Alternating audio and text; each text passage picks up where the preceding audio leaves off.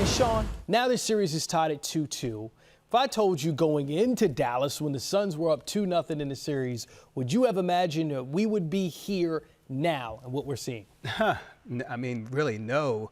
And not only that, but Dallas wins a game where Luka is really not that efficient. If you never saw the Dallas Mavericks play this year and you saw this game, you would have sworn Dorian Finney-Smith is their best player, and it's a team-oriented team. But Luka, inefficient with the jump shot, but the Dallas Mavericks filled in with all those three-point shots. Dorian Finney-Smith closing with the three-point shots. Bertans hitting them in the first half. And all of a sudden, they started to avalanche, and Phoenix had no answer.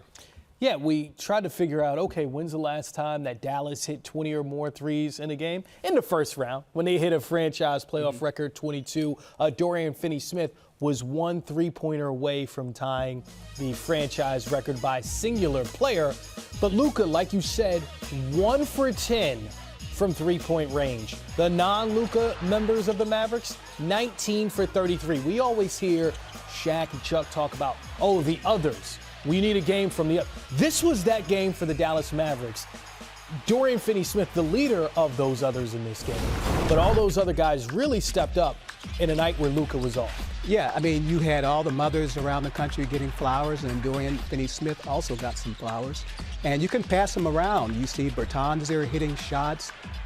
It was just contagious. Dorian Finney-Smith, everyone's following his lead rather than Luka's lead.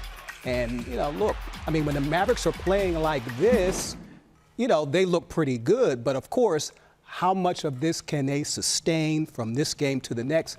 That's really going to be the trick. Again, they work best when the ball's in Luka's hand and he's creating and everything, and all of a sudden, he's getting the double and the triple teams.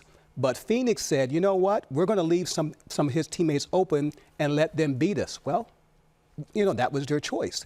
They left them open, left Dorian Finney-Smith open, left Bertans open, Spencer Dinwiddie open.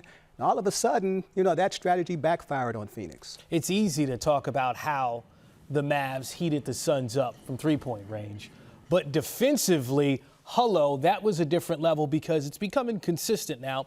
3 straight games in which the Suns have 17 or more turnovers, and then Chris Paul fouls out of this game after having 7 turnovers in the last game. That seems to be a big red flag for the Phoenix Suns as this series is progressing. Yeah, it was very tough for Chris Paul. First of all, he has the turnovers in the previous game. What do you think of these fouls? Look, a handful of them were pretty questionable. What about this one? Yeah, I mean, again, the referee has to be in the right position, right? Sometimes the officials are not in the right position to make the best calls. And, again, this one right here in particular, the one he fouls out. Well, I mean, look, I think he put his right hand out, but did it really cause a foul? Did it cause for Jalen Brunson to fall to the floor? I'm not so sure. I thought they were questionable. A handful of them were questionable. But again, having said that, if you're Chris Paul, you're a veteran, sometimes if you've got 4 fouls, you've got 5 fouls, you can't put yourself in a position for the officials to make a judgment call like that.